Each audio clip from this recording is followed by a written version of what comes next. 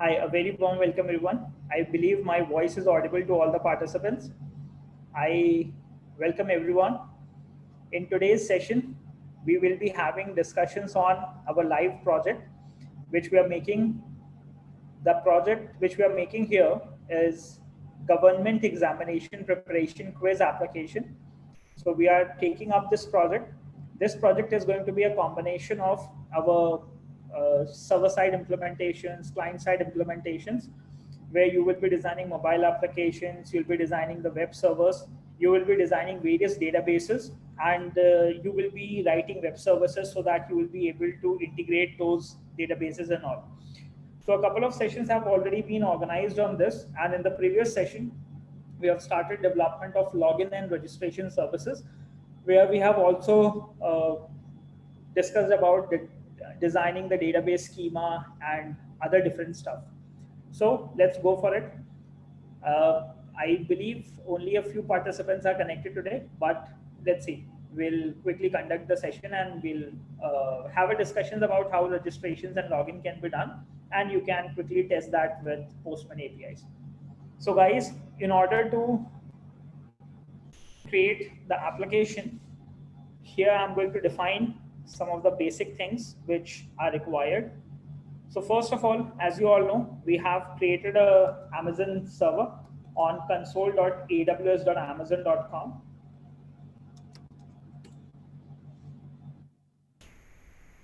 Over this Amazon web server, we have actually created an EC2 instance, and that EC2 instance which we have created is a Kali Linux machine. We are going to have a quick connection to that EC2 instance, and we are going to discuss the further dimensions of the project. So since we have a couple of pages for our application, and I would like to quickly show you what all has to be made. So today I've got another tool, Supernova Studio, where we are already done with the UI of the project. So I'm going to quickly explore, and I'm going to show you that. So let's just quickly open the project. So here we have got the layouts created for the application. The application will be having certain activities. So initially, as soon as we start the application, we are going to have a specific user interface. In fact, it would be much better for me if I can directly show you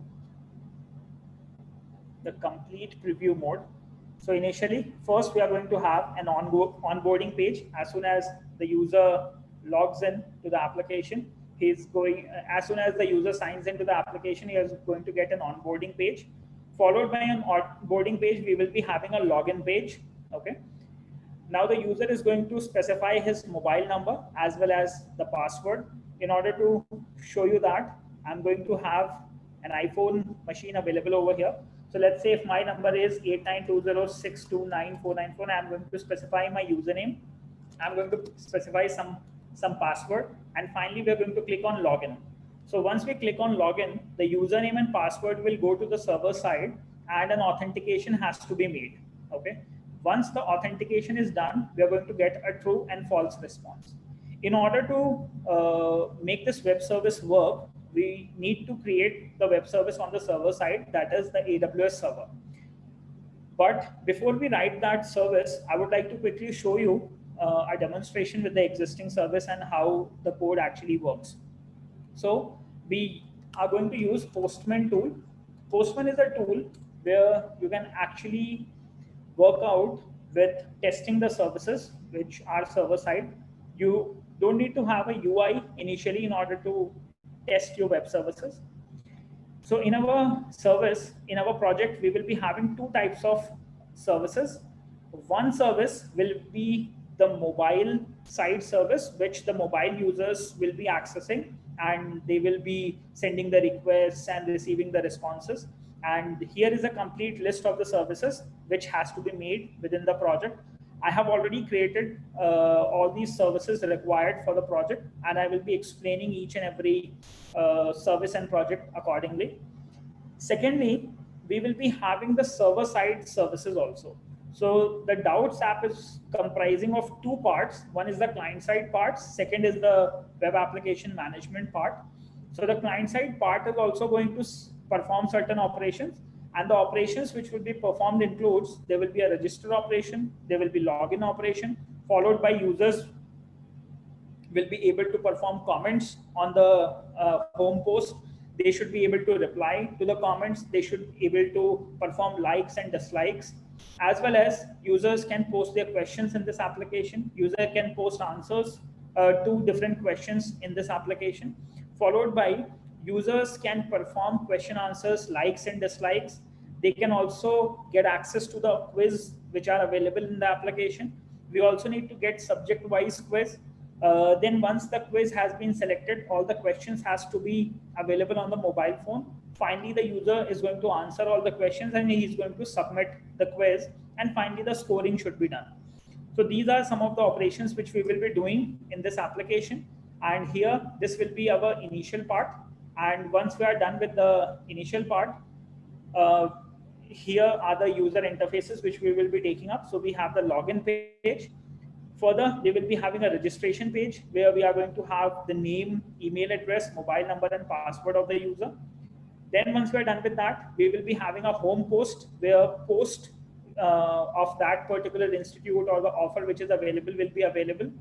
As well as there will be a question answer panel where user is going to post his question. Okay, I'm going to show you that in a preview mode, so that will look more relevant to all of you. Okay, here. So you can see that here is going to be the application. User will be my questions here. On the application, he'll be able to write his question.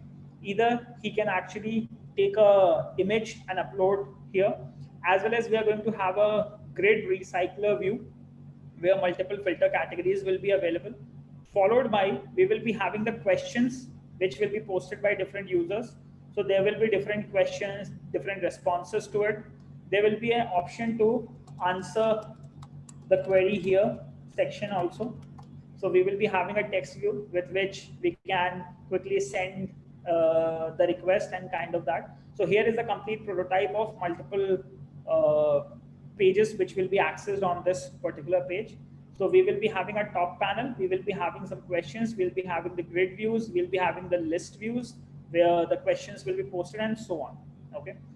Then once we're done with that, the next will be, there will be a quiz. There will be a subject wise quiz. Then you have to select the quiz option, followed by you will be getting the instructions of the quiz.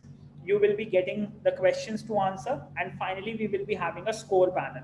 And there will be a comments panel as well, where on each query and comment, there will be certain comments and certain responses would be there. So we have made a UI over here where n number of queries with respect to the users can be specifically answered. And for each specific answers, we can have different number of replies. So somewhat like this, the user interface of your application will work. Okay. Now, so let's just quickly get back. So first page is going to be a design page, but when it comes to the server side service, here is going to be the service which we are going to make initially, the login service and the register service.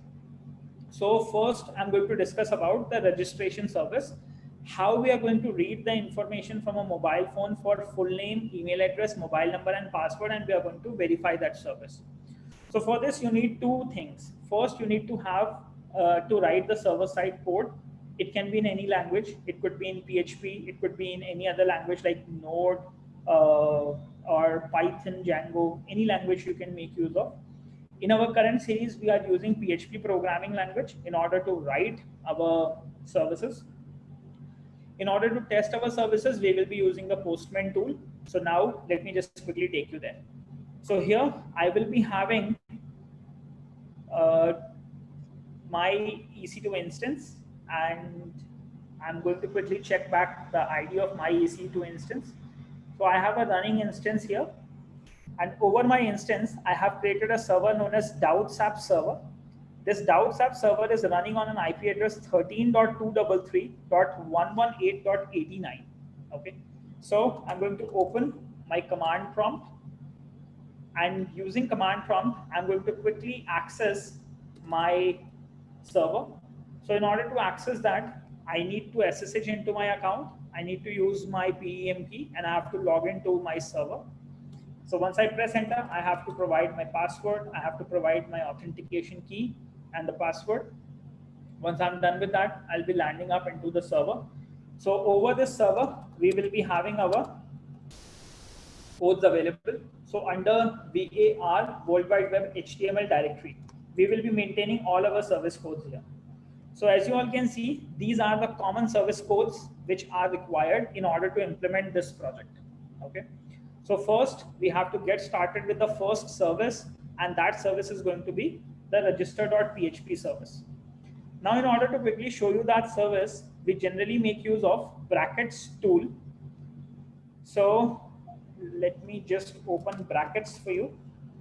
And before I proceed to brackets, let me just quickly see in case if there is any query on the chat. Okay, so I have got Prateek Chadda. Good afternoon. Good afternoon, Prateek. Good afternoon, Neeraj. So today there was no notification for this class. Actually, we have forwarded the notification, but somehow I'm not sure in case if the information has been reached. The information has been reached or not. I'm going to verify it again. But the session information has been sent in the morning itself.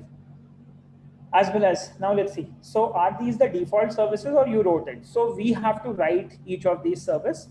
These are the services which is written by us. Okay. There is no default service. As soon as you get started with the AWS server, you're going to get an empty space and you have to create your own services. So now what we are going to do. So first of all, what you all will be doing in, let us just quickly go to the brackets. I'm going to my Synapse manager. I'm going to connect to my bracket server 13.233.118.89 as EC2-user. We're going to go to connect. Now here, once I connect, you can see that all the services which I have written over here are available here. So since I have to complete this project by 14th, so I'm on my off days or else on my alternate days, I'm writing the codes to these services. And I will be explaining you the codes of these services so that you all can actually write it step by step. So I'm going to explain these codes, but I would recommend you all to write the code in a PHP notebook or else into any of your brackets file so that you all will be having the codes and we can have the complete discussion. Now let's see. So the first service is going to be the register service. And before I'm going to explain this service or I'm going to rewrite this service, I'm going to quickly give you an explanation about how these things work. Okay. So I'm going to keep my code on one side, okay, for my register service. And on the other hand side, I would like to keep my Postman tool. So Postman Canary will be on other side and we will be performing these tests. So that it will be clear for all the participants. Now here.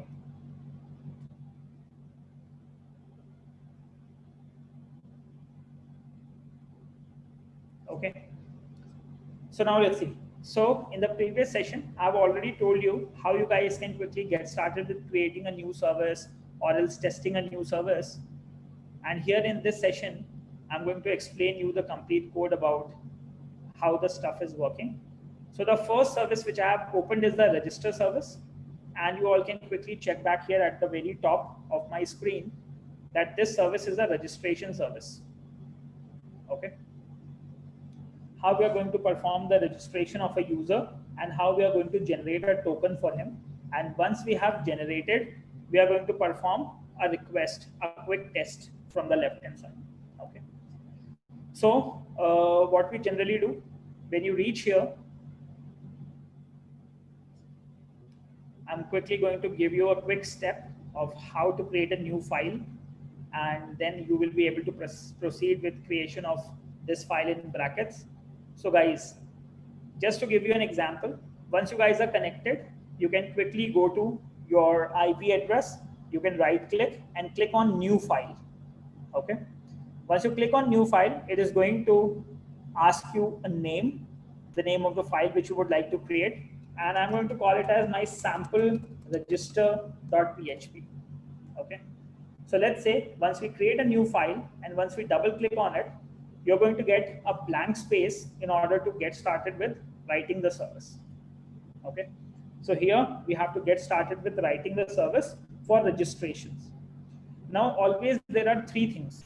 There is a client, there is a service, and there is a database when it comes to writing the real-time applications. So I'm going to do all these three things for you. So similarly, you're going to create a new service. And before you go for it, I also would like to show you the database part, which is the third part of this application development process. So in the third part, we have this command prompt available over here. And I would like to open my database, sudo mysql -u root and -p password. Okay. So on the default root account, we don't have a password. Out of the databases, I'm going to quickly show you the databases available. So in the previous session, we have created a database known as Govt Exams. So we are going to use select star from Govt Exams. Okay. So I'm saying the command is use Govt Exams. Okay. Use Govt Exams. So now here you can see that database has been selected. We can quickly go for show tables option. Under tables, you can see that for each service and for each objective of our application, we will be having different databases. But for now, you all have to focus towards the login table.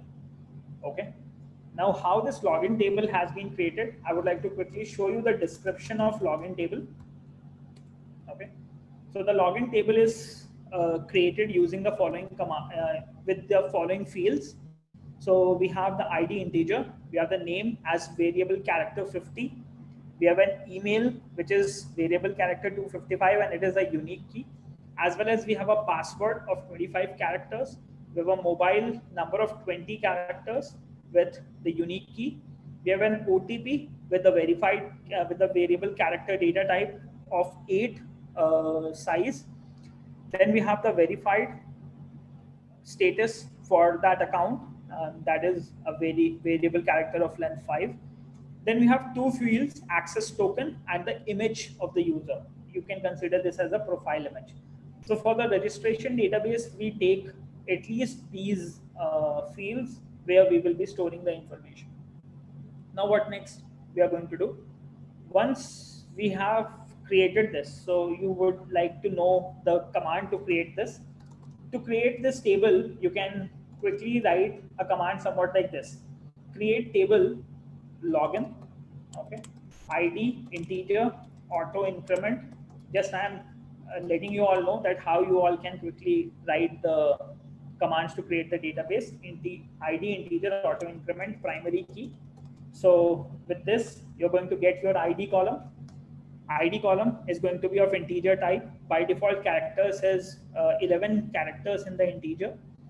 Then it's going to be not null. So we are going to define not null property also, not null.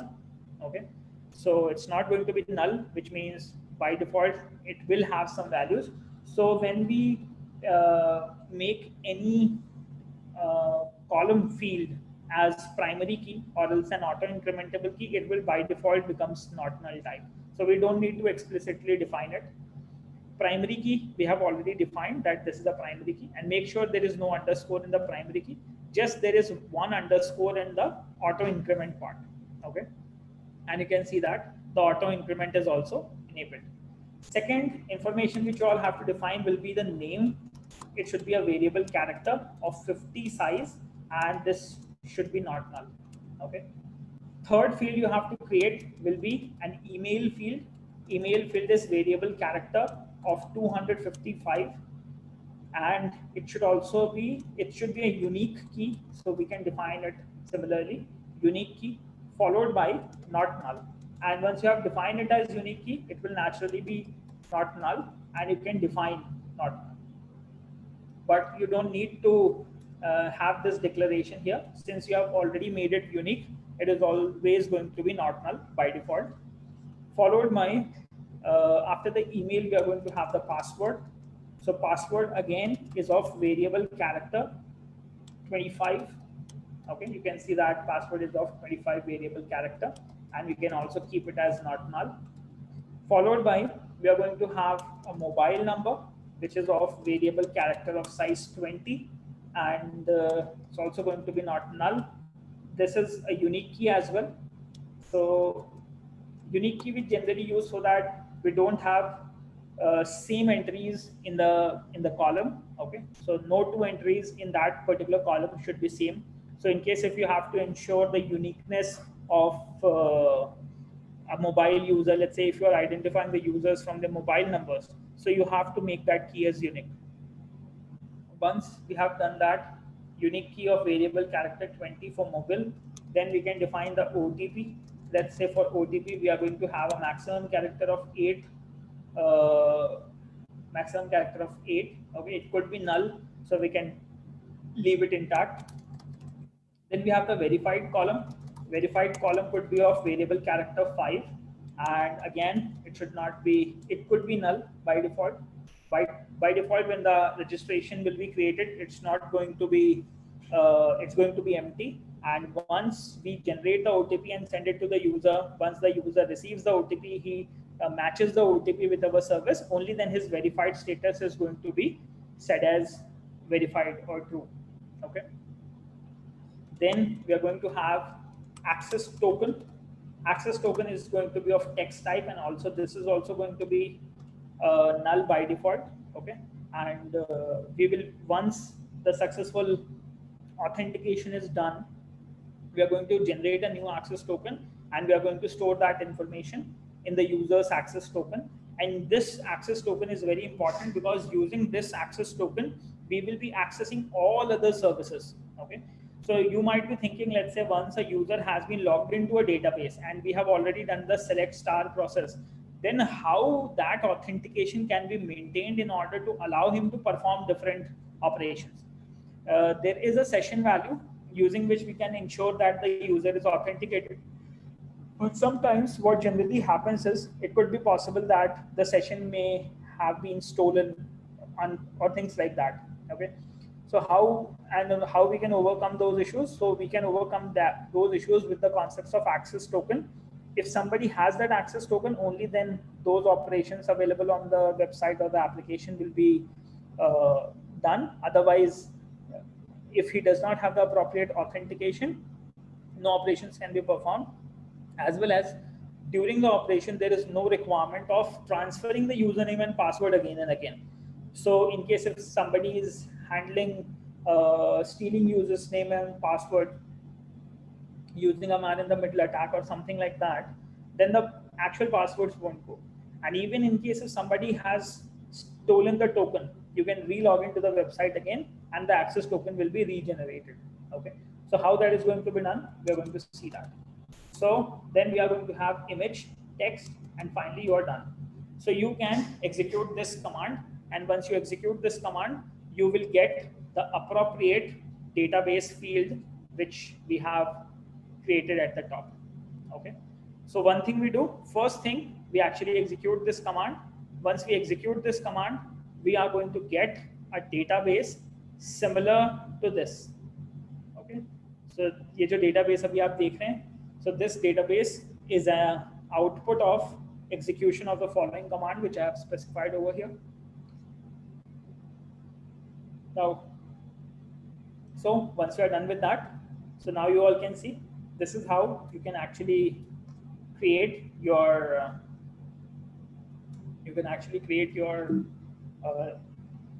registration table or else the login table, and the registration process is going to store that information in these fields. Now we have to ask the user for its name, for its email, for password and mobile, and we have to make an entry here. As well as we need to generate an OTP and we have to send it to the user, and for later verification of that OTP, we have to store the OTP on our database also, so that the verification process can be easily done. followed by, once the verification is done, we are going to mark it as verified. And once the authentication or login is done, we are going to save an access token here. Okay, so let's see. So the database part is done. And in case if anybody has any questions till now, please let me know on chat. By the time, let me just quickly check chat in case if there is any question. So guys, mobile users data analysis, machine learning, sir, I was unable to attend this class, so how can I fill the required forms? So Mudit Jan, in case if you were not able to access that class, it would be much better if you can speak to your relevant RGPV faculties. They will help you out with filling up the forms. And here we are discussing another internship project. So I won't be able to let you have that information here. You need to speak to your corresponding faculties at RGPV. In case if you are not from RGPV, if you are from Hackveda's internship program, then there is no need to sign the form. You can directly access the content on your one-to-one. Okay. Now, so everyone, any questions?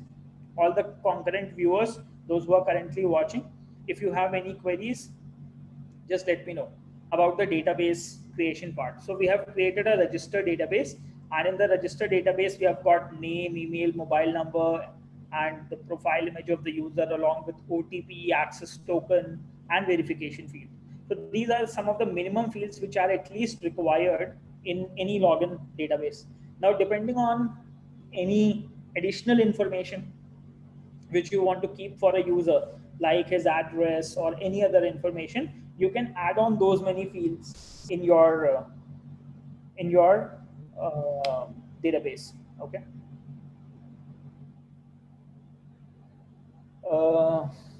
Raman Patel, I'm still unable to connect FTP using Synapse. So what you can do is you can make use of FileZilla. In case if you're unable to connect that with Synapse, you can make use of FileZilla. As well as in case if you want, you can use any other tool like Dreamweaver or Visual Studio. Any tool will work. In fact, you can write the codes in the notepad file itself and keep it into a directory and then upload it with FileZilla. So that won't be a problem at all. Okay. Now let's see.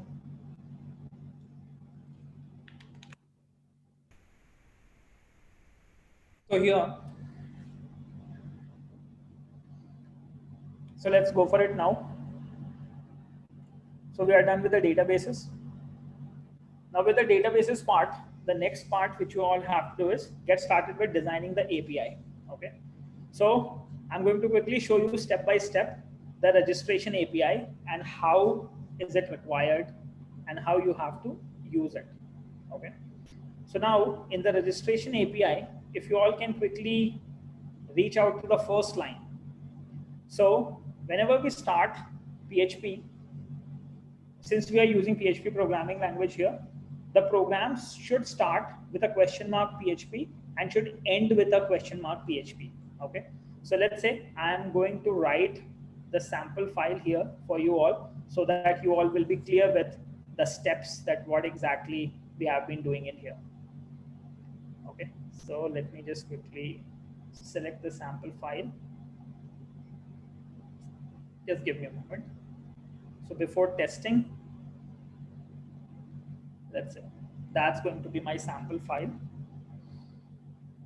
As well as if I do have a doc option here, that would be much great for me. I think I had one here. Views vertical split.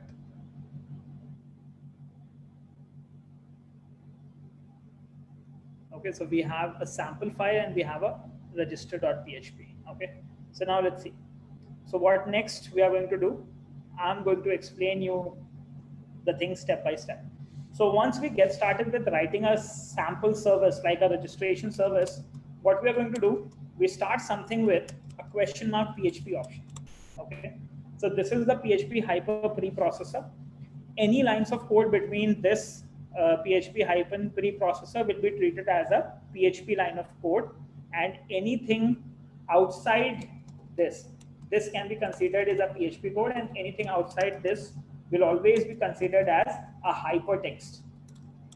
Okay, So whenever you have to write a PHP code, you have to always define that within your question mark PHP and question mark close. So I think this part is pretty clear to everyone. Now what next we have to do? Once you have written that, whenever you have to use existing methods or existing information, then we always create a file, database.php file, and this file maintains your database connection. Okay, so since my database is a local host database which is running at my particular server, which is 13 dot something dot something dot something, and within that particular database I have created an account with a username and a specific password, and I have specified the name of the database as Govt. Okay, so what you do need to do, you need to create a file known as a database.php file, where you just have to specify your database connection information once, and you can use that same piece of code in all your web services. Okay, so that is one good thing, and you don't need to rewrite your code again and again. So PHP offers you this facility of writing code once and using it multiple times with respect to the objects part. Okay, so just to give you a quick information, whenever we create a database.php file, I'm going to show you a quick sample of how we create a database file. Let's say I'm going to call it as sample underscore db.php. Okay, suppose this is my sample file, sample db.php, and under my sample db.php, if I open that for you, we quickly define the connection information somewhat like this. So we specify 4 information. Let's say the host name. Host name is always localhost. Okay. Second, you should have the username. Okay. Let's say the username could be any of the users available in your database. So let's say if I have to show you, we can always check with MySQL users in our database in order to quickly check back the users. So we can quickly do select star from mysql.users. mysql.user. Okay, so here I do have a lot of users here, and there is a lot of information available. I would like to fetch only a couple of information. Let's say I'm going to get mysql.user. I'm going to describe it first. And what I would like to show you from here, I would like to show you the host and the user. Okay, these 2 values I'm going to show you. I don't want to show you the password for privacy reasons. Okay, but host and user I would like to show you. So select host comma user from mysql.user. Okay, so let's say I have a host which is localhost, and I have a user known as web user. Then I will be having my password for that, and I'm going to have my database name as Govt. So in order to do that, username could be, I can define it as my web user. Okay, then you can define your password, passwd. It could be any password which is your database password. Okay, your DB password, and then you have to specify your database name. And let's say my database name is Govt, which we would like to access. Okay, and we have to make a connection. So to make a connection, we are going to make a connection new MySQLi. Okay, $host, hostname, $uname, $passwd, and $dbname. These are going to be the 4 information which will be provided.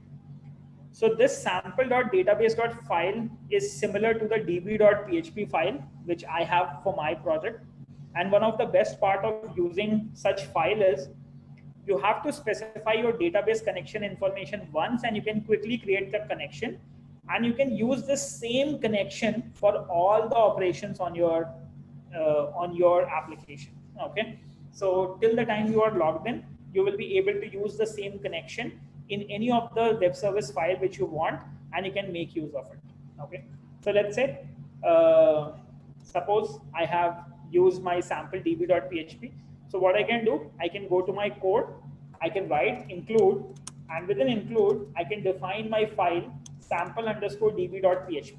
okay, and I can directly make use of the con variable. So if you have created any variable like con like this, which has a connection, you don't need to initialize again, and in your samples you can directly use it. Let's say I can directly use it to perform a query, and that could be an SQL query somewhat like this. Okay, so just by including that database connection, you can directly call the variable defined over there, and you can call that variable anywhere during your complete development experience. Okay, so I want you all to set your username and password for your databases, and you can quickly set that by create user at localhost identified by something password, so that can automatically be created.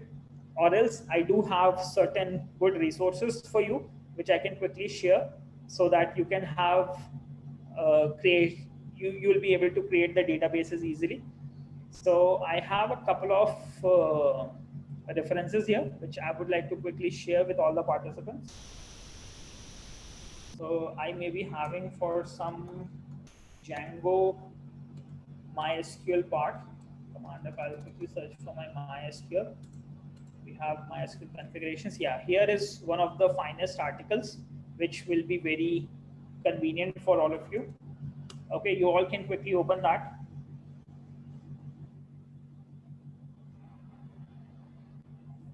Okay, so here over this docs, I'm just opening the docs for you. Here is cheat.readthedocs.io, and here you have the complete MySQL setup and resetup process. Okay, so you can ignore the part with Django, that is not a problem. Just you all have to access this part, users and permissions, and change your password. So whenever you have to select and check the users existing, you can directly call this select user host from mysql.user, the command which I have executed. Similarly, you can create a user with username identified by your password, or else you can also define it that a username for the local host privileges. Okay, so if you do have a local host or a user available only for local host, then even if you disclose the password of that to anyone, it won't be able to log in. Okay, so this is how you can quickly create your username. Finally, you can grant all the permissions on your particular database to all the tables, okay, for the following username and host name identified by whatever password you want to set.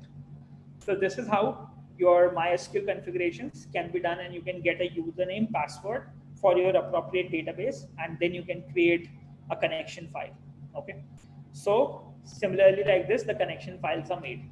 So now I'm going to get started with writing my service, and let's go for it. So I'm going to include in all my applications, I'll be including my db.php file. Okay, and you have to create your own user on your AWS server, and you have to create your own database file, and automatically you can import the connection property. Okay, so we are done with that. Second thing which we have to do is, now generally we receive the data from the request. Okay, so here we are going to receive the data from the request, from the incoming request. Okay. Okay. Now here, what we'll be having, if you consider the original register.php file over here, you can see that I will talk about this get client IP file after some time, when we will be working out towards validating the email IDs. Okay.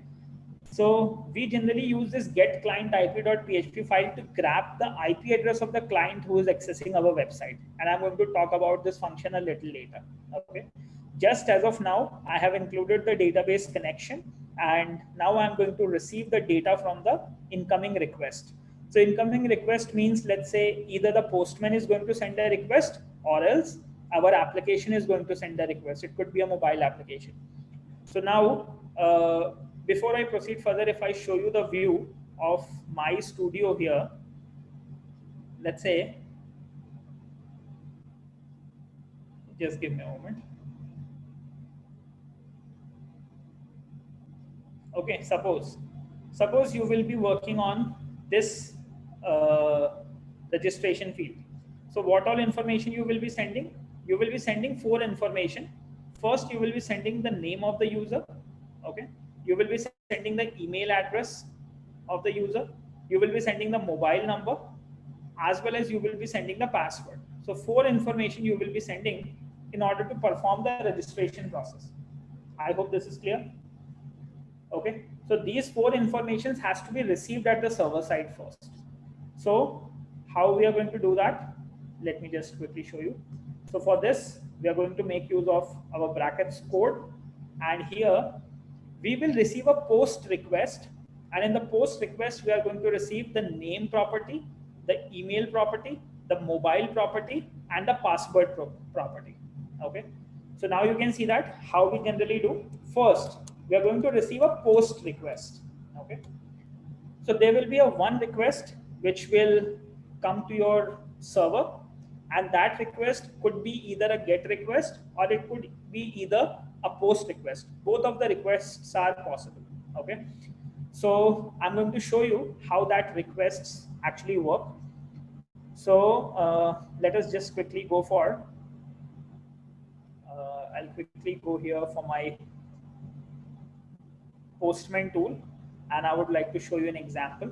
Okay, so this is my original Doubts app project, and I am going to just create a new collection here for writing the scripts for testing. Actually, I have created a government exams app in the previous session, so I will be using this collection. In case if you have to create a new collection, you can quickly go to new, create collection, and give it a name. So let's say I'm going to add in a request here. Okay, let's call it as add request, and I'm going to call it as my sample register request. Okay, so this is going to be my sample register request. When I click on this request, you can see that by default it says it's going to be a GET request. Okay, it says it's a GET request by default. Okay, and how many types of requests are possible? So a client can send GET, post, put, patch, delete, copy, head, options, link, unlink, purge, lock, unlock, property find, and view. These are the HTTP requests which a client could be a mobile phone, a web application, or any standalone software, any request testing tool can send all these kinds of requests. But by default, the first request which generally comes is a GET request. Okay, but when we create web services, GET requests are quite limited, and they are limited because all the parameters goes in the requested URI. Okay, so we generally avoid this GET request. GET request is only sent when we do not need to specify many parameters. In fact, even if you have to specify even 1 or 2 parameters, that is fine. You can send that with GET request and grab the resource. But when you have to post the information from the client side to the server side for performing the processing, then it is always recommended to use a post request. Okay, so as the name suggests, you all can quickly understand that post is going to post some data from the client side to the server side. So we will be using a post request, let's say. Okay, so once I will be using a post request, I have to send a request to an IP address. So let's say I'm going to send my request to 13.233.118.89 to my sample_register.php. Okay, so this is going to be the IP address 13.233.118.89 to the file sample_register.php. To this we will be sending a request. Okay, so once the post request will be sent, we have to receive the post request, and here you all can see, here we are receiving the post request. Okay, so if I put it here, you can quickly see that this is your sample register.php file, which is going to receive the post information. Okay, So now this post request, which you will send to this server, will actually be received on this file here. Okay. And within this, you have to provide the key value parameters. So let's say if you have to provide any key value parameters, then you have to receive the parameters as well. So suppose, let's say if I want to receive 4 parameters, which is going to be my email ID. First, let's say I'm going to receive the name parameter. So once I receive the name parameter, I'm going to store it into name. Okay. Similarly, I'm going to have another post parameter. Let's say I'm going to have email here. I'm going to store that into email. So dollar here, oh sorry, email. Okay. So dollar here is represents the variable. Okay. So dollar always represents the variable information in PHP. So in Python, let's say if you create a variable, you don't need to define a type. But in C++ or Java, when you create a variable, you have to define a data type, what kind of value it stores. But in PHP, it is implicit. Whatever value you're going to put in, variable will become automatically of that data type. But just to identify a variable, we make use of dollar variable before it. Okay. So dollar signifies that this particular entity is a variable. So we are going to receive name, email, and let's say we are going to receive another, let's say mobile number. Okay, I'm going to store that into mobile, dollar mobile. And once I've got name, mobile, email, finally I'm going to receive the 4th information, and that 4th information is going to be my password. Let's say for registration, we would like to have a password. Okay, that's it. So name, email, mobile, and password. We are going to receive this request, and whatever request will be coming in, I would like to show you the response. Okay, so let's say I'm going to print that out. So I'm going to print echo name. Okay. Secondly, I'm going to print email. Okay. Third, I'm going to print my mobile number. And fourth, I'm going to print my password. Okay. So since whatever echo you are going to send back, this is going to be a response back to the client, and that response will be treated as an HTML response by default until and unless you explicitly specify the response. Generally, the response which we will send back to the user, which will be reflected over here, must be in JSON format. Okay. It is also known as JavaScript object notation. Okay ये format होना चाहिए, but by default जो format होता है वो HTML format होता है. तो अभी जो आएगा वो HTML की तरीके से ट्रीट होगा, but in future whenever we have to respond back to the client, we always respond in a JSON format, because with JSON you can send multiple data with an appropriate representational state, which means in a key value pair format you can share. So that will be more easy for the client to read multiple data and process it accordingly. Okay. Now let's see. So let's see what we are going to do. So here I'm going to first initially test your simple service, name, email, mobile, password, and we are going to print that back so that you all will be able to understand how we are going to get the output. So we are going to perform a register.php. Under the body tag, we are going to send the form data. Okay. And there should be the key value pairs. Now here there is something very important which you all have to see. So here there are 4 keys, let's say.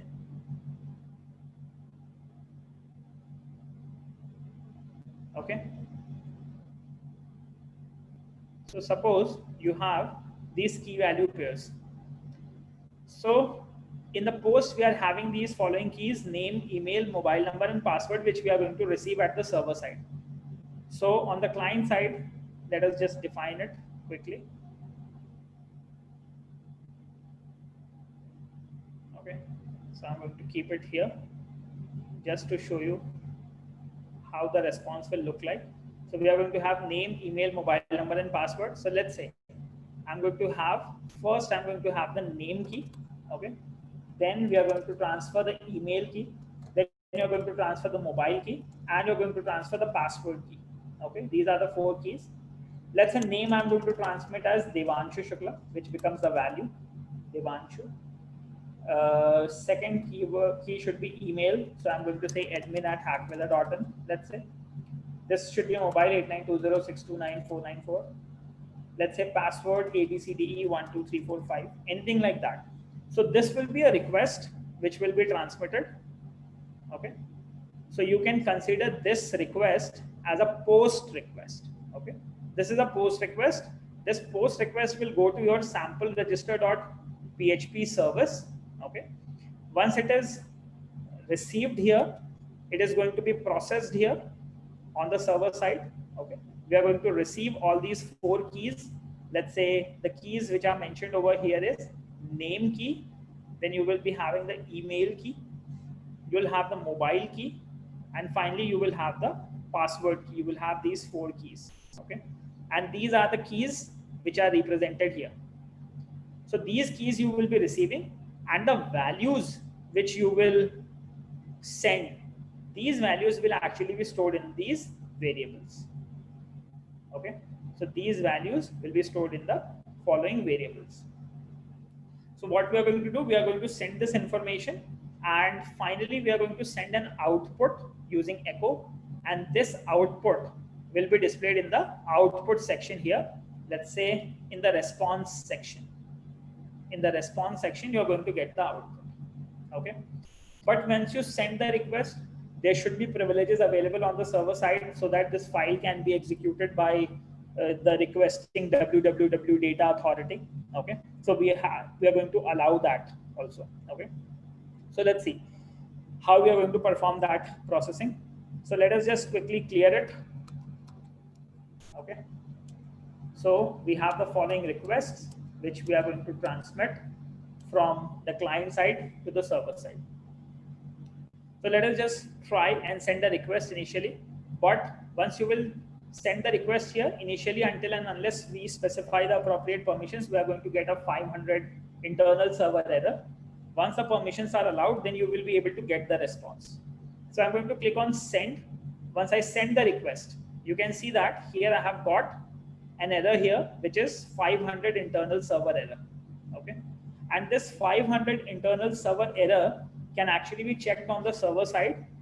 So whenever you get a 500 service error, which means your service is not responding appropriately, this 500 internal server actually represents a page not working on a browser. So when you send a request and on a browser you get page not working, that means it is a 500 internal server error. Okay. So what we can quickly do is we can quickly go back to our terminal and we can check what could be the possible issue. Okay. So here the possible issue is we don't have the appropriate permissions. So I'm going to show you how to check the logs, and this process is very important. 90% of the bugs which you will get, or the problems which you will get in your application development process, will actually be solved by seeing into the problems in the log files. Okay. So the log files is available at this location, var log var log apache2 error.log. Okay. Here is the file in which all the logs are maintained. So once you click on this file, you can see that there are n number of errors. So these could be all the previous errors, but you have to explore the last line. Okay. And whenever you get an error on line number 0, that means it is a permission error. Okay. So you can see that it says that on your sample register.php file, okay, there is some problem in this file, sample register.php. And what could be the problem? Let us quickly check. He says failed opening required, which means we cannot open the file register.php for processing, and we cannot open it until and unless we have the appropriate permissions. Okay. So how we can give the permissions? Just you have to execute this sudo chmod 777 under your var worldwide web HTML directory. Just give the permissions of 777 to change mod to sample register.php file. So once you press enter, the permissions will be allowed. And now if you test your service, okay. So now let's say if I'm going to send a request now, So I'm going to get some responses in return. So here you can see that under pretty, under raw, preview and visualize, there are 4 sections. Okay, we should get an appropriate response for name, email, mobile number and password over here, since the response which we have received is a 200 OK response. Okay, so we are going to quickly check how the response will be available. We are quickly going to save this file. So let's say I have not saved this file. That's why we have not got the response. You can see that there is a dot appearing in front of this sample file. So what you can do is you can directly use Control S or Command S. So once you save it using Command S or Control S, I'm going to quickly show you how that save process works. Okay. So let's say if you have done certain changes, you can use Control S. Once you use Control S, at here you are going to get a save blue kind of icon, which will represent that it is trying to save on that server. Once the icon stops, that means the save has been done successfully. You can also get the output in the log response that file has been uploaded successfully, which means the save has been done. And now if you want, you can quickly get these responses printed out. Okay. So once we click on send, okay, now you can see that you have got all your responses in a hypertext format. So I have told you the responses which we are going to receive from the server is going to be in HTML format. Okay. So since we have not provided any HTML tag at the moment, hence your name, email, mobile number and password are all concatenated. So in order to avoid this concatenation, what we can do, let us just concatenate a break tag, a simple HTML break tag here. Okay. So as you all can see, I have specified a dot character here. Dot is a concatenation operator. Okay. With dot, you can concatenate 2 strings. So what I'm trying to concatenate, I'm concatenating this value string name with my BR tag. Okay. So similarly, let us just quickly specify the break tag and finally save the 4th one, BR. So we have got all these 4 tags done. Let us use Command S to save it. You can see that the file has been saved. Once the file has been saved at the server side, now you can go to Postman and you can quickly click on send. So once you click on send, now this time you can see that you have got the responses with the break tags. So if you open this page on a web browser, you're going to get the appropriate spaces. Okay. On 4 different lines, you're going to get the appropriate response if you're trying to implement the HTML. Okay. So if you go to visualize, okay, or else here we have the raw, here we have the preview. So here is the HTML preview, and in the HTML preview, the response will look somewhat like this. In case if you want to see the raw response which is coming, you can see that. If you want to beautify the response, by default in Postman, you can make use of pretty tag. Okay. So somewhat like this, the responses are coming. Now, I hope this is clear to everyone that how the post and the get request part works. So there will be a post request which will go to this file. So the parameters which you have defined here in the request, the key value pair, this key value pair will be transferred to the server. At the server side, they have to be received and then the processing has to be done. And finally, the processing has to be done. The responses has to be returned. Okay. So on one hand side, we do have the client application, and on the other hand side, we do have the server application. So whenever we start making an application, suppose we want to make an Android application for register and login service, we are not going to design an Android application first. First, we will design the server side part. We are going to specify all the properties, all the keys which we have to accept at the server side. And then we have to test that service with a tool like Postman, that whether my service is working fine. If my service is working fine, then what I can do is I can start building my Android application and integrate with the current service. Okay. So I hope this is clear that how the clients transmit a get or a post request to the server. So similarly, suppose if you have sent a get request from here, Okay. So now you can see, in case if you're trying to send a GET request, okay, I'm going to clear it. So I've changed the request to the GET request.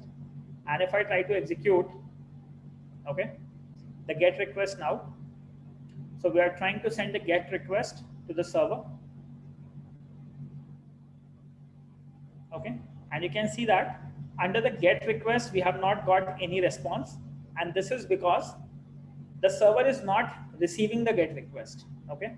So you can see that the response is empty. Only 4 BR tags has been returned, but there is no output because the input request sent is a GET request, but the server is handling the post request solely. So if you have to enable the GET request, just change the simple post to the GET request. Okay.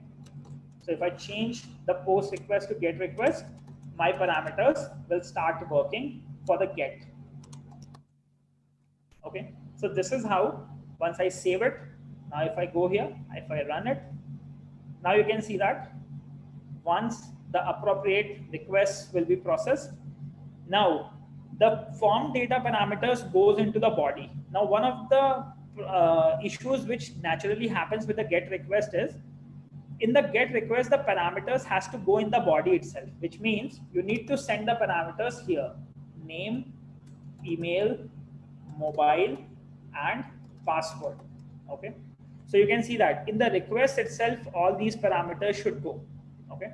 And let's say if I say name as Devanshu, email as let's say vmdd.hackveda@gmail.com. I'm using some other parameters here. Okay. Mobile number as 9654825370 and password as ABCD. Okay. Let's say Abba Dabba Jabba, let's say. So somewhat like this, I'm trying to send it. Now you can see that when we send a GET request, the request looks somewhat like this. Okay. So this is not a good way of representing a GET request. So GET request is generally preferred where just we have to access a resource from the server side without sending him any data. And POST is used when you have to send a request with certain data which you want the server to process and then send the response. Okay. So if I send a GET request like this, now in this case, you will be able to receive the GET name, email, mobile, password, and your information of in the parameters section which you have specified will be printed here. So once I run it, so we are sending a POST request now. Okay. So you can see that all the parameters, the keys and the values have been sent from the URL itself, and the parameters of the GET has been returned, but the fields in the body have not been processed. Okay.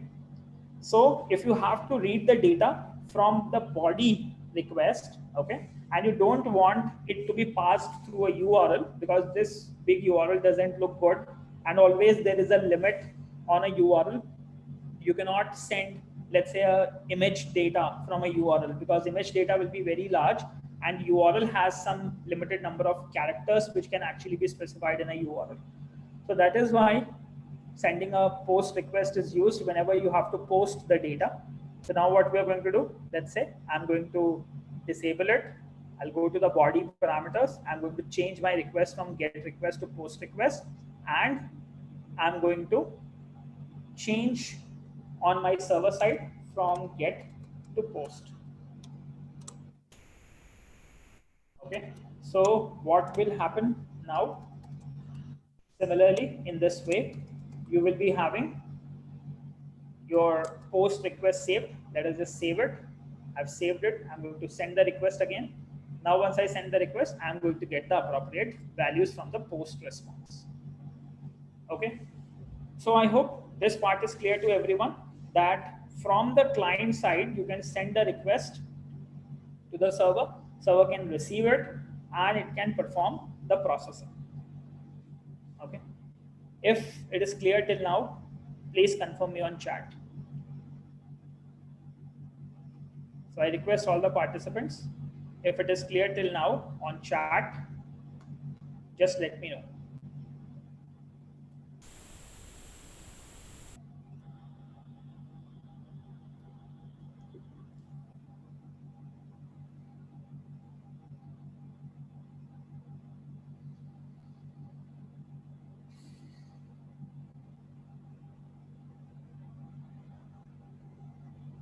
Okay, are you all able to follow?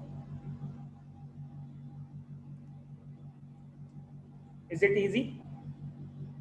Are you all clear that how the GET request or the POST requests are being transmitted from the client side to the server side?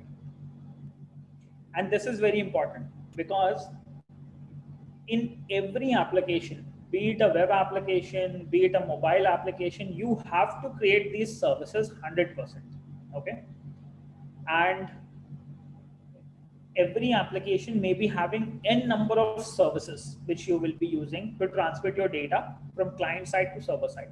So this process is the must follow process in order to create any industrial application. So how we actually do it? First, we design the wireframe for the application.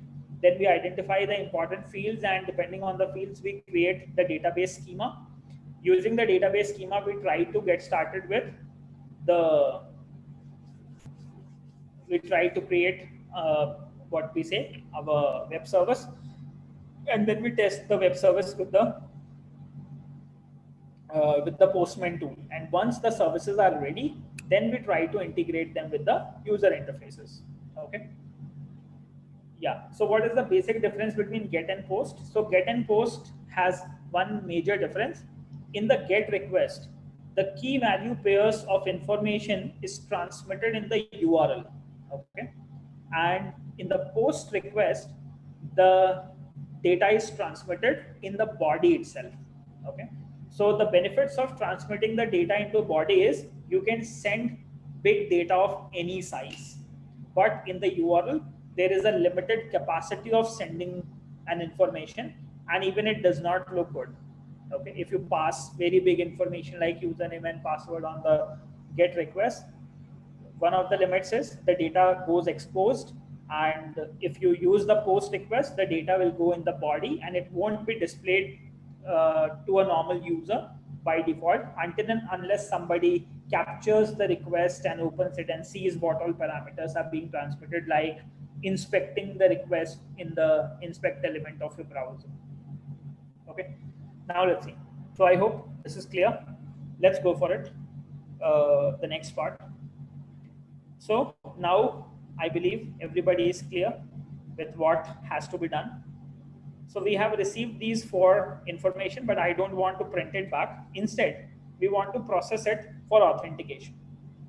Now, in order to process it with authentication, first and foremost important is to sanitize the values. Okay, it would be 100% possible that there will be hackers who will be accessing your application. Okay, whenever you transmit a request to the server, it could be possible there could be a hacker who can intercept the request and modify your request and can send it to the server. Moreover, there could be a hacker who has access to the Postman tool, and somehow, let's say, he has identified your services on a server. So what he can do, he can start performing the hit and trial method of sending various vulgar values to your service so as to corrupt your web service. Okay, because at the end, your web service will be connected to the database, and in case if something bad happens, like any value gets modified, so it's going to be an attack. Okay, so whenever we receive a request from a client, we don't know whether he is a genuine client or he is an attacker. So we always try to sanitize all the values so as to remove the bacteria out. And with the crisis of Corona, I hope everybody is very clear in today's scenario that what is the meaning of sanitization. So sanitization is something to remove the bacteria and the viruses out. Okay. So in case if there is any bacteria, like in case if there is any special characters which can actually exploit your database are available, can be filtered and sanitized. Okay. So the second information we do here is sanitize the inputs. So whatever request we are receiving, we always try to sanitize. Okay. So to sanitize, there is a function known as filter variable in PHP, which we are going to make use of. So filter variable has two parameters. First, you have to provide the variable which you want to filter.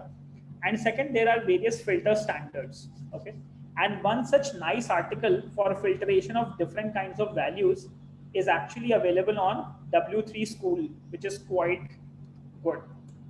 So you can quickly check filter variable PHP W3 schools. Okay, you can quickly search for this article, PHP filters W3 school, and I will share that with all of you on chat. Okay, now let's see.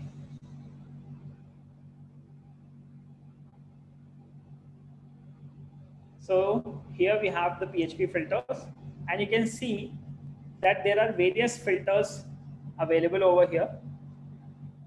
We'll quickly go to the references. At the very bottom, you'll have the references, the complete PHP filter reference. Okay. Here I'm going to give it to you. Here is the complete filter reference. Okay. So what all you can filter? You can filter different types of information, like you can see here. These are all types of information which you can filter, but just for some quick examples, I would like to show. You can filter the emails, which can remove all illegal characters from an email address. You can validate a URL so that the input is an appropriate URL. You can validate the IP addresses. You can validate whether it is an integer. You can validate value as an email address. Okay, as well as you can remove the special characters or tags from the string. So all these things can be used for performing the filtration process. So for email, we are going to filter the email. For mobile, you are going to filter the mobile. Okay, so there are so many different ways with which you can perform the filtration. Okay, there is no default available for mobile, so it's always a good idea to filter your mobile with the length count or else with a regular expression. But for others like email strings, you always have the filter variable property available.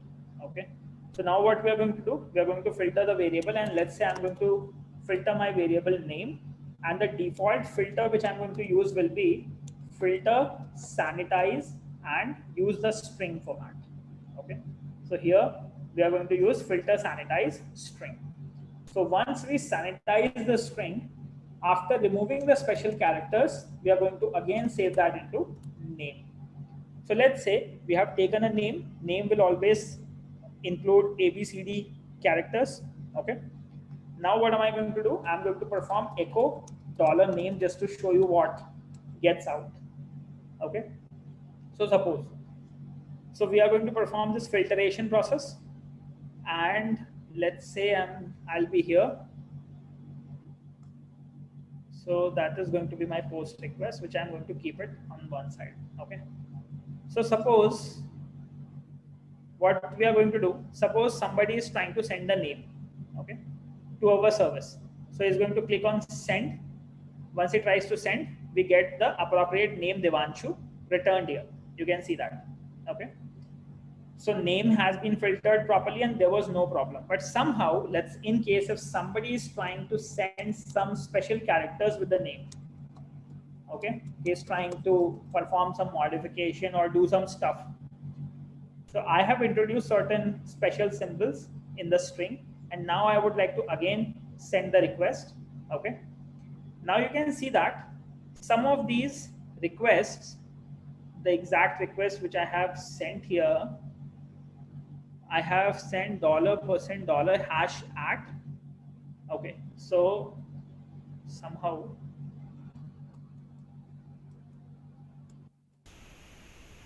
that is also treated as a special character. Okay, that are strings. I'm going to use the special character. Let's say I'm going to use a single quote. Okay, a single quote is also processed. Just I need to check. Give me a moment. So I've done filter sanitization of the string, and I've got that saved into a name again. Sample register. Just need to check whether what request is going. Okay, maybe the get. Oh, how is that happening? Maybe I need to refresh my page or something like that, because that shouldn't be processed actually. Okay, I'll just check about it. Maybe there could be any other parameter also which I need to pass, but as it says, it removes the special characters. Command F. There are two for string actually. We'll quickly see tags and special characters from a string, and we have filter sanitize stripped alias of filter sanitize string. So we have to use the stripped part also. And there is one more string null not in use, must contain a query string, that is different. Filter sanitize stripped, let us just use filter sanitize stripped and we'll quickly verify that here. So I'm going to make use of filter verified. Okay, I've saved it. I've got, let me save it into name one. And I'm going to print out the name one. Okay, let's see. So let's quickly go for it. Send the request. Again, we've got that. Okay, I'll just check why is that happening, why it's not getting sanitized. I'll definitely check and get back to you on this, why there is a sanitization issue here. But still, as per the sanitization rule, it has to be processed. Okay, either it should give us a true or a false response, or if it is considered as an appropriate string, it has to be filtered. But somehow this should not be done because the single quote is a risky character. I'm going to quickly check back and I'll just get back to you in case how it is done. As well as one thing which can be done, we can actually do that with an equal to test whether the filtration process which we have done here is responding a true value or false value. But here actually it is responding the same value which is being returned after stripping. So I'll just do check and we'll get back to you. Okay, but for now, just you all can consider in your mind that filtration process is very important, as well as sometimes what we generally do, we make use of custom regular expressions also in order to match the characters. Okay, so that also I'm going to let you know about it, how you can perform the sanitization with regular expressions in case if your default PHP code is not working. Okay, so it should work. Generally we do test with Boolean, but somehow it's not working as at the moment. So I'm actually going to check. One way to do that is do something like this, but since we have used the filter variable, it is actually returning the value of the string itself, including the characters. Maybe one thing could be that no, but it shouldn't be used actually, otherwise somebody can do SQL injections and all that. So there is one more security which we do. We actually make use of prepared statements at the end so that all these values should not be processed and we should not land up into SQL injections kind of issues. So about that I'm going to discuss in the next part also. But for now, you all can quickly reach out to regex101.com where we do perform matching of different characters. Okay, so suppose I have a string, let's say Devanshu and somewhat like this, okay, and Shukla and somewhat like this, and I just want to filter my specific characters. So you can quickly see, if you want to get a single character, or else you want to get any digit, or else if you want to get any word character, okay, you can see all those tokens here. Okay, so let's say in case if you want to only occupy the alpha string, okay, so let's say we are going to define, let's say we are going to make use of alpha. So once we perform alpha, only our specific characters DEVANSHU and SHUKLA, only these will be matched. Okay, so you can see that only my appropriate name Devanshu and SHUKLA has been taken, and all other special characters has been removed. So what we can do is we can make use of specific regular expressions like that. So in case if anybody uses any special character, so let's say, so generally what happens, people can use Devanshu, and apart from that, they can use any SQL injection like one or hash one equal to one dash dash like that. Okay, maybe somebody may try to perform an SQL injection in the input, but once you will be filtering that with regular expression on the server side, you can make use of the regular expression alpha, and only your appropriate name will be filtered out of that request. Okay, now, so you can make use of regular expressions, and we have PHP regex W3 schools is one of the nice to quickly check back a specific regular expression. So now you can see that with preg match, we can actually do that. In case if your default facilities are not working, the filter variables, then we have another sanitization option with matching that with preg match. So with PHP regular expression match, you can define the regular expression which you want to match along with the variable which you want to match. If it is equal to that, it is fine. Otherwise, you can strip the collection out. Okay. So you can see that if that matches, only then you are going to get the appropriate output. Okay. So that's how we actually check back whether we have taken the appropriate data or not. Okay, so you are going to quickly have that check also here on the server side. You can have a simple if-else block, like you can always use your function preg match. Preg match is a function. In the preg match, you have to define the pattern. So for the pattern, you can define alpha. Okay, kind of that. You can define your alpha match, as well as you can define your subject. Let's say we are going to define name. Okay, so we are going to get it, either it is a true response or it would be a false response. Okay, so let's say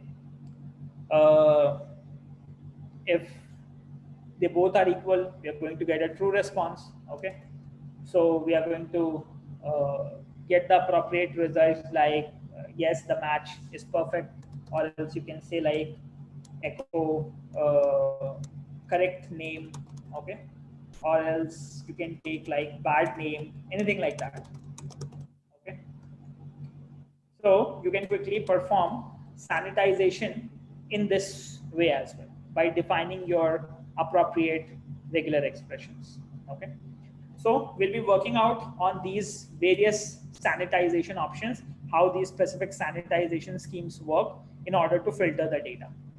Now, once you guys are done with the sanitization, then here we have performed email matching stuff, which I'm going to let you know in my future sessions, that how we can perform matching up with the emails, whether actually that email ID exists or not. It's not about just validating the email ID. It could be possible that somebody can register on your website with an email like a@a.com. Now this a@a.com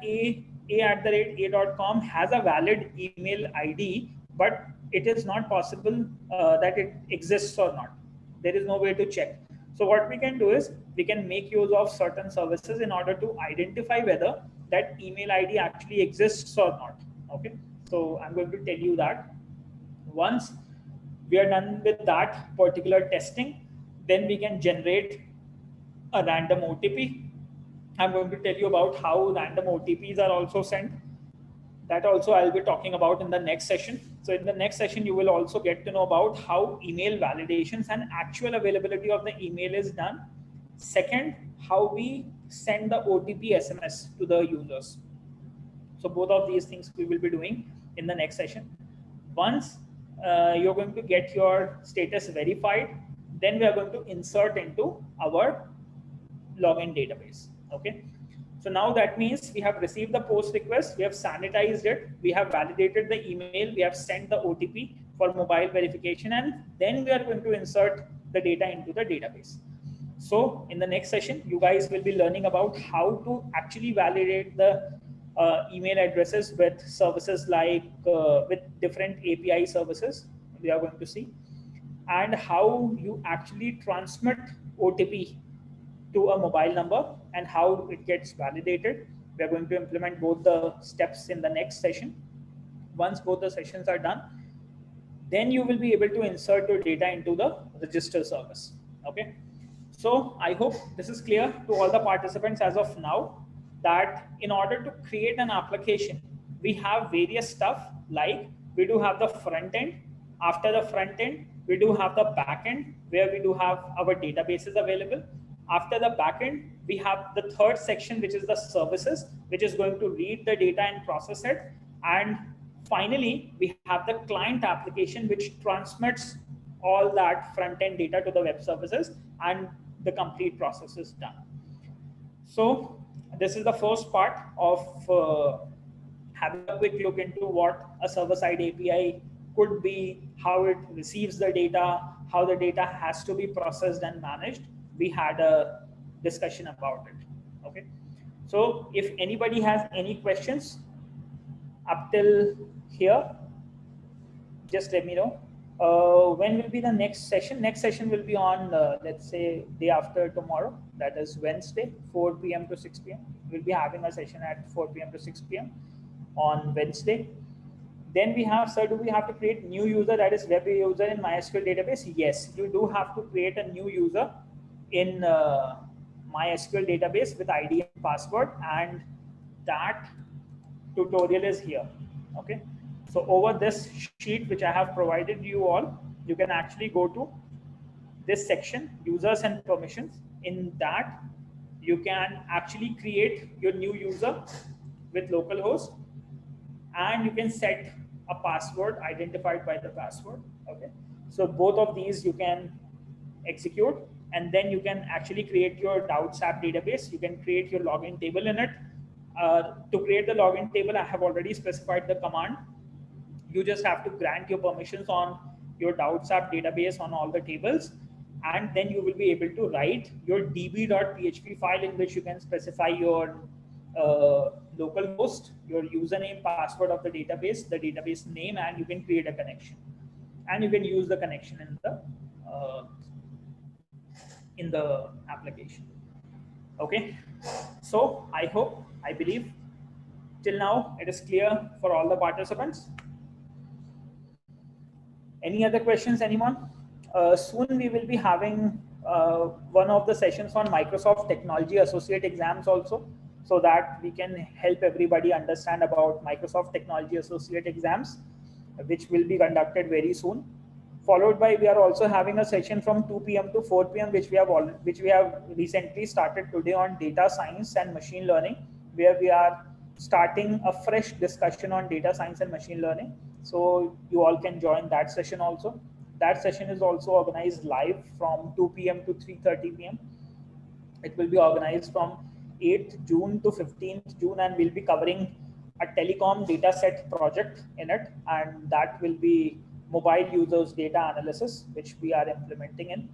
So it's recommended that you all can join that session also and gain a lot of insights on data science and machine learning also. Okay. So I hope everything is clear till now here. We all had